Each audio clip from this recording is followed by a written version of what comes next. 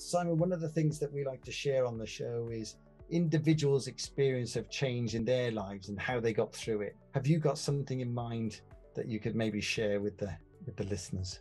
Yes, I'll take an example. When I was at SAP, so I moved from a sales role, single contributor role, if you like, within the business, straight to a director role, looking after public sector. It was a 2-level jump, and my MD said, "Look, we think you could do it," and it was great. But it was quite a change for me from a personal perspective. All of a sudden, I hadn't managed people before, so it's my first management role. I think I had around about 45 people in the division that I was then having to look after. And all of a sudden I had to think about, how am I going to do this? And how am I going to engage with people? What is the plan? And the plan is very important to me. I am a strategist, so I need to have a plan. And how am I going to make it happen? So who are the people that are going to get involved, if you like? And I think there were 2 things that I think really helped me in that process. The first thing that I did was I created a kind of like a mini board within the company. Now, I put together, obviously, people that were directly reported to me on that board. So, because we were all focused on what we had to achieve,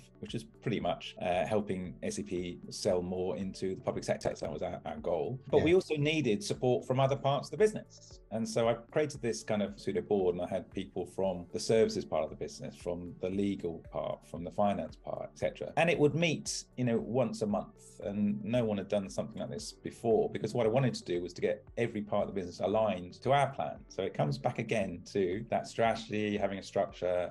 For me, that was an important element. And that worked really well. And we had a lot of engagement. But one of the things I know I'm not particularly good at, if you like, is necessarily reading people as well as some people can. What I now, in hindsight, look back on to see what I did in a couple of scenarios in my career, including that one, I recruited a playmaker as my right-hand person. Playmakers are incredible people because they can read and ask different questions around people that I just don't. They're focused on understanding people and getting the best out of them. And having a right-hand person that was a playmaker enabled me then to get my ideas across to the team, that we could ensure that we were aligning them to what was important to other people, etc., in a way that really supported the business. And the upshot was that we grew the business from, it was 10% of SAP's business to 30% of their business over 3 years. It was a great and really enjoyable time in my career as well. So I think that those are the key things that I learned. And looking back, of course, now that I see my strategist implementer kind of proclivity, if you like, in terms of my energy, and which is really what I focus on, which is basically big picture, coming up with a plan and then making sure we execute on it. And then my lower playmaker score, which is, I am looking then for people to complement me. And as a team, then we are bigger than the sum of our parts. That's been a really important part to learning in my career. And reinforces the quicker people get this in their career, the better, which is you really can't achieve anything on your own, anything of real significance on your own. And you do need that team around you. Yeah, absolutely. And I think you start seeing the huge differences there are amongst people.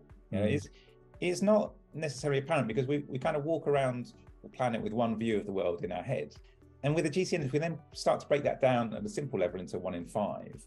But then we break it down into 1 in 20, which is our leadership style, how we go about leading people. Then finally, we break it down into 1 in 100,000 people. So it starts to explain that there is a huge amount of difference in society and in the world. And unfortunately, that creates frustration, conflict. And what we're trying to do with the GCN next is, first of all, understand the difference and then turn any frustration into collaboration. How do we get the best out of each other? And that's what's so powerful about it. Yeah, I love it. Thanks, Simon.